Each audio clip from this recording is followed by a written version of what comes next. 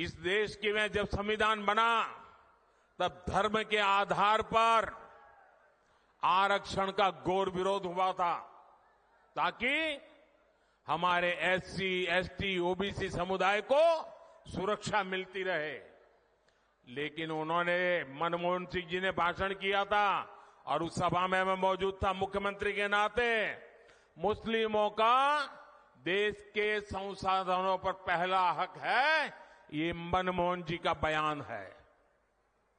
और ये संयोग नहीं था और ये अकेला बयान नहीं था। कांग्रेस पार्टी की सोच हमेशा से तुष्टीकरण की रही है, वोट बैंक की राजनीति की रही है।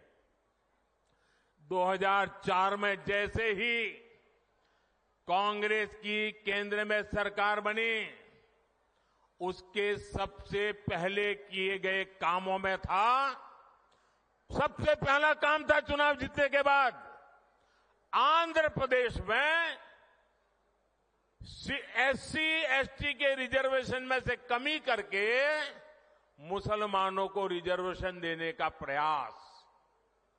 ये एक पायलट प्रोजेक्ट था जिसे कांग्रेस पूरे देश में आजमाना चाहती थी।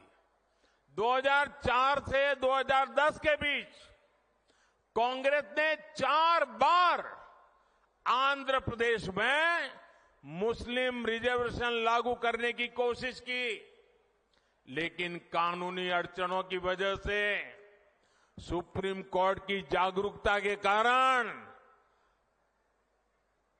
वो अपने मंसूबा जो लेके चले थे वो पूरे नहीं कर पाए।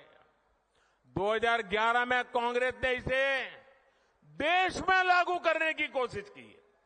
एससी, एसटी को और ओबीसी को मिला हुआ अधिकार छीन करके वोट बैंक की राजनीति के लिए औरों को देने का खेल किया।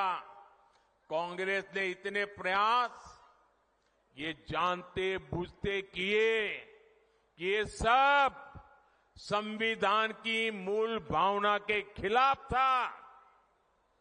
लेकिन कांग्रेस ने संविधान की परवाह नहीं की, बाबा साहब आंबेडकर की परवाह नहीं की।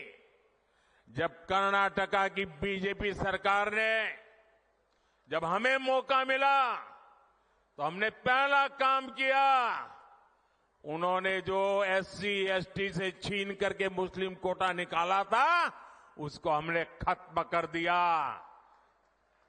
और जिनका हक था उनका हित सुरक्षित रखा। तो कांग्रेस पूरे देश में आग बबूला हो गई।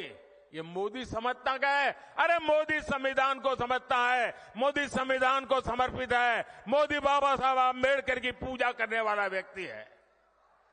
साथियों, सच्चाई ये है कि कांग्रेस और इंडिया अलायंस जब सत्ता में था तो ये लोग दलितों, पिछड़ों के आरक्षण में सेंधमारी करके वोट बैंक पॉलिटिक्स के लिए उनकी खास जमात को अलग से आरक्षण देना चाहते थे, जबकि संविधान इसके बिल्कुल खिलाफ है।